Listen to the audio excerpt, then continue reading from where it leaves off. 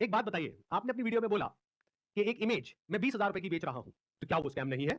और वो 50,000 का कोर्स बेच रहे हैं, तो वो स्कैम है? इसका क्या मतलब है?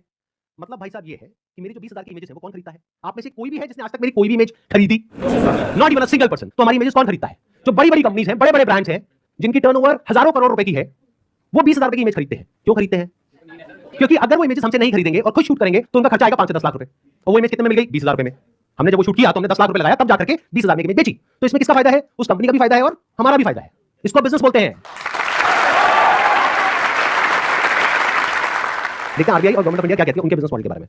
The Reserve Bank has also said that acceptance of money under money circulation, multi-level marketing, pyramid structures is a cognizable offense under the Price Cheat and Money Circulation Banning Act 1978.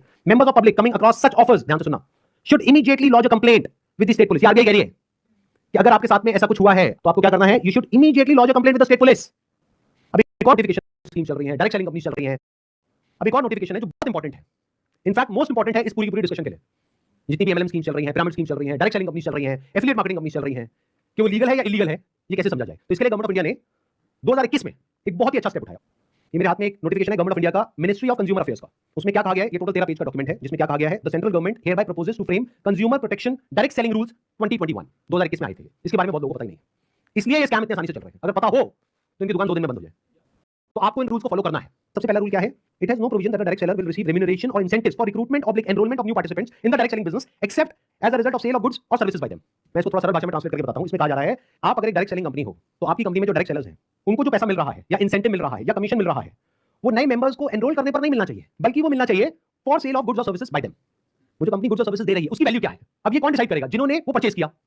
अगर तो उन्होंने 50,000 का course purchase किया इनकी company से और वो सब सैटिस्फाइड है तो कोई प्रॉब्लम ही नहीं है। बट अगर उसमें से 99% लोग सैटिस्फाइड नहीं और अपना पैसा वापस मांग रहे हैं और ये पैसा वापस नहीं कर रहे हैं, तो ये स्कैम है ना। आ गया है, इट अलाउज और provides for a buyback or repurchase policy for currently marketable goods which are not unpacked or services sold to the participant at the request of the participant at reasonable commercial terms.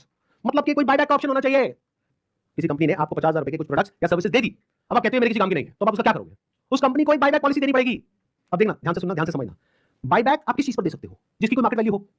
मतलब कि government क्या कह रही है यहाँ पर कि आप कोई ऐसा प्रोडक्ट बेचो डायरेक्ट सेलिंग में जिसकी कोई मार्केट वैल्यू हो, क्योंकि अगर 3 महीने बाद वो इंसान आकर के कहता है कि ये लो आपके प्रोडक्ट्स वापस, तो उस कंपनी को पता है कि ये प्रोडक्ट्स पैड है, तो ये प्रोडक्ट्स हम किसी और को दे देंगे। तो ना कंपनी का नुकसान हुआ, ना कस्टमर का नुकसान हुआ।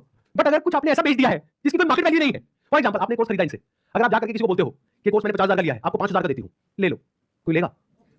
500 रुपए का लेगा? तो इसकी मार्केट वैल्यू क्या है? Zero. It is a clear violation of this act.